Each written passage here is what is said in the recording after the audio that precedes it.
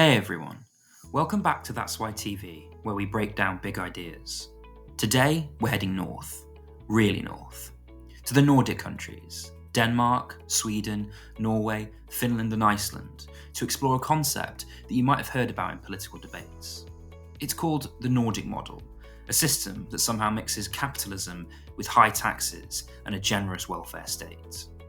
So, what is it? How does it work? And what are its pros and cons? Before we begin, please consider subscribing to my channel and hitting the bell icon so that you never miss a new upload.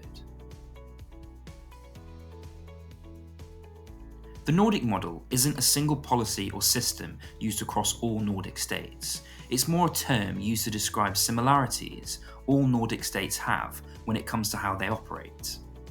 Think of it as a hybrid between seemingly contradictory notions of free market capitalism and a strong welfare state. So, across all these countries, you've got private businesses, global brands, competitive markets, but also a strong welfare state, like universal healthcare and free education. As well as this, there are strong unions, which ensure that low-paid workers get paid more than in other countries. So these countries aren't socialist in the way people often think. They tax a lot, yes, but they also believe in markets. The state doesn't own most companies, but it does make sure that no one falls through the cracks. The combination of capitalism with a strong safety net is why Nordic states are also called mixed economies. At the heart of the Nordic model are a few key features. People pay higher taxes than in many other developed countries, but in return they get quality public services such as universal healthcare, affordable childcare and higher education that's either free or heavily subsidised.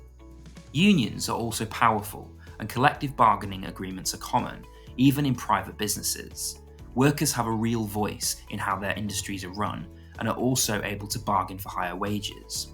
Lower paid workers in particular are able to push for higher earnings, meaning that the difference between their wages and those of higher paid earners is less than in other countries. This allows for higher income equality because of more equal pre-distribution of earnings. This is an area where the Nordic model differs from socialist or redistributive systems, where government shares out people's money once they've paid tax. Pre-distribution versus redistribution. In countries like Denmark, it's easy to fire people, but it's also easy to hire.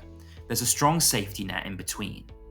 That mix of flexibility and security helps keep the economy dynamic and fair. Gender equality, income equality, and access to services are national priorities. The idea is that your success shouldn't depend on who your parents are, but on your potential.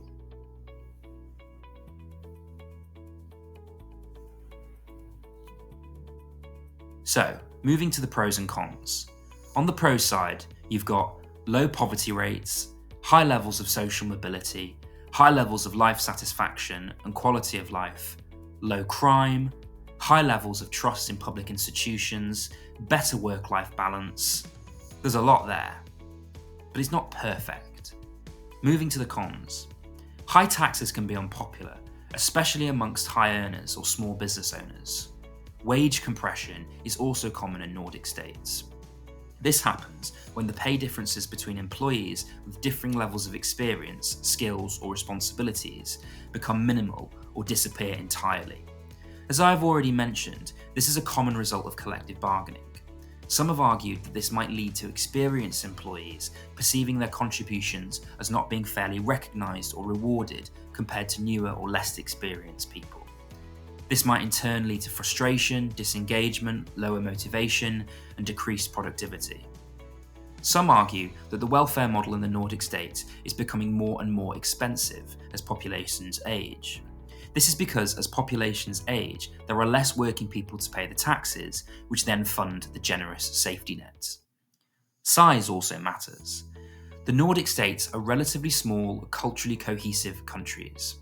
The model relies on high levels of social trust between different parts, such as employers and employees. Importing this model to a massive, diverse nation like the US might not be as easy as copying and pasting these policies. Some also argue that integration has become a challenge to the model, especially as immigration levels have gone up.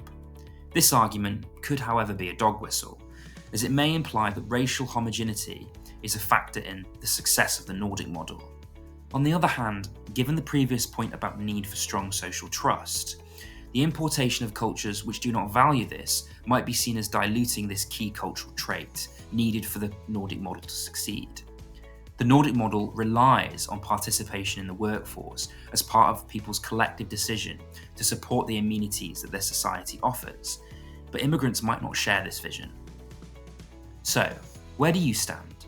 Is the Nordic model the sweet spot between capitalism and socialism, a balance between freedom and fairness, or is it a unique product of its own history and culture, too tricky to transplant elsewhere? Let me know your thoughts in the comments section below, and don't forget to subscribe and hit the bell so that you never miss a new video. Until next time, thanks for watching.